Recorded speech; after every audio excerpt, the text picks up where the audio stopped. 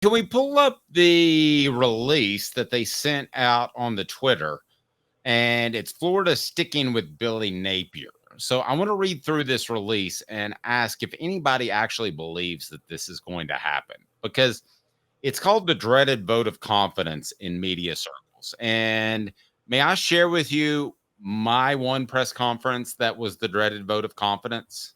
I want to hear it. Let's go. Do you remember when Tony Harris, in plain clothes with an ankle injury, charged down the side of the court and wanted to get in a fight, I believe, with Florida's players? Was it Florida? Do you remember this? I was too young at the time. I do not Okay, remember this. Sorry. that's sad. All right. So anyway, they have a press conference because the late Gary Lundy referred to Tony Harris as a punk, which somehow was by Tony Harris alleged to be a homosexual term, which I've never heard. And that got Tennessee's Doug Dickey, who I'm sure did not know of any modern terms whatsoever and could be talked into anything. He held a press conference. Well, the first part of it was defending Tony Harris and calling out the late Gary Lundy. The second part of it was Jerry Green's our coach. He's going to be here for a long time. He was fired 3 months later. So this basically means you're getting fired. This to me, if I'm Billy Napier, pull it up, is more damning than not saying anything. Now, I find it interesting that Florida has themselves in a bit of a pickle, in my opinion, Caleb. So I'm going to bring that up. It said, Gator Nation. This is from Scott Stricklin, who used to handle interview requests at Mississippi State. So surely he's qualified to decide who should be the head coach of Florida. It says, Gator Nation, I wanted to let you know that Billy Napier will continue as head football coach of the Florida Gators. As we've seen this past several weeks, the young men on this team represent what it means to be a Gator. Their resolve, effort, and execution are evident in their performance and growth each week, building a foundation that promises greater success next season and beyond. UF's commitment to excellence in a championship caliber program is unwavering. In these times of change across college athletics, we are dedicated to a disciplined, stable approach and focused on long-term sustained success for Gator athletes, recruits, and then blah, blah, blah, on and on and on. I'm confident that Billy will meet the challenges. Okay, no, you're not. Or you wouldn't put this out. Here's what this is. This is the same thing that we just talked about with the late Mike Hamilton doing an exclusive interview with me to see how people would respond. So right now, this came out yesterday. Scott Stricklin, who again was in charge of setting up interviews at Mississippi State, but is now in charge of hiring a football coach at Florida. Doesn't seem analogous to me at all. But he puts this out there to find out what his email is going to look like on Friday morning. And if 80% of the people say, what are you, an idiot? Which I'm sure they did, then he's going to make a change.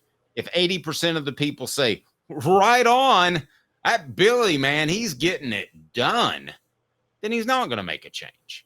But Caleb, I ask you, what do you make of this release? To me, it's just pathetic. And especially a guy that was in media relations. Why do you do this?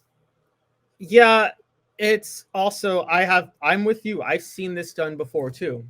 Every time it's done, it doesn't end up the way you want. The last time this happened with the Florida coach, you want to know when it happened, Dave? Zook? No. 2013, Florida went 4-8 under Will Muschamp. Jeremy Foley comes out and says, I have the fullest confidence in Will Muschamp. A year later, Will Muschamp is fired.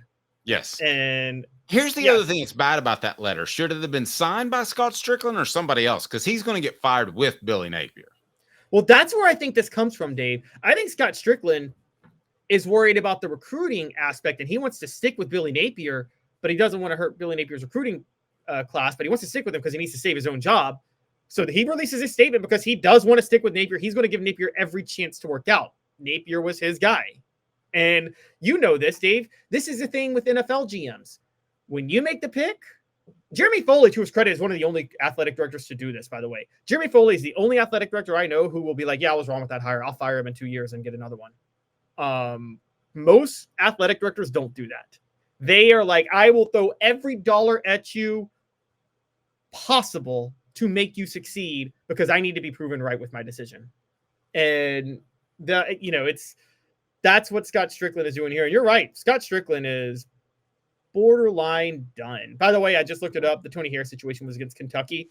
It was after Tennessee lost 103-95 against Kentucky, and on February the 14th, Doug Dickey did. I just read the press conference. It's on UT Sports still to this day. His letter, he literally says, "Oh yeah, I pulled it up on UT Sports right now." When he went at Gary Lundy, and he talked about all the success that was had under Jerry Green, and then he goes, "None of us is happy that we've seen a drift toward mediocrity in recent games. As we move toward the home stretch of the Southeastern Conference season, we need the unity of coaches, players, and fans who comprise the University of Tennessee."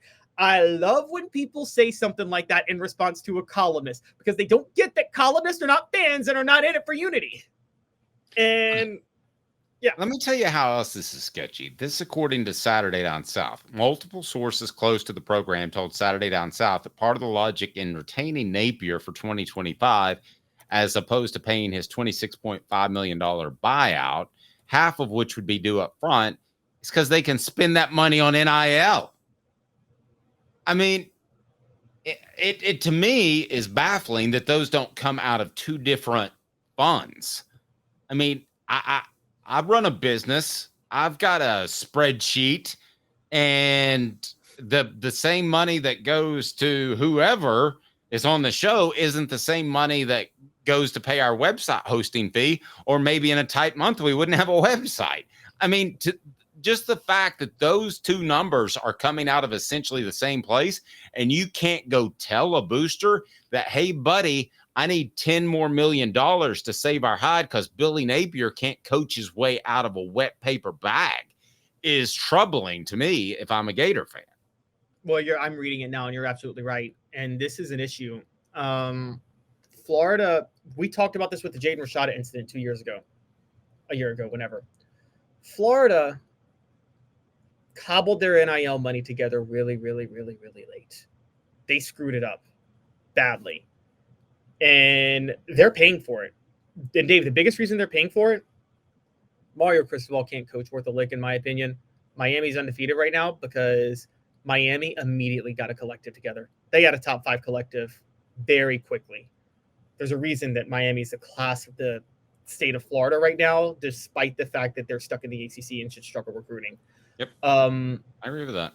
Florida, and here's the scary thing. If you're Florida, if Miami, and I don't yet believe in that coaching staff. I think they've kind of caught lightning in a bottle. I don't think they can consistently win there. I don't know about you, but if you do consistently win there and you put South Florida in a headlock from a recruiting standpoint, you've got an advantage over Florida State, who suddenly is reeling, and Florida, who is headed by a guy. Did I mention that Scott Stricklin was in charge of setting up interviews at Mississippi State? Oh yeah, you did. You did. Coach, are you available at 4:30? I can be. Why don't you leave me alone? Oh, I guess I'll go hire the head coach at Florida. Yeah, he also,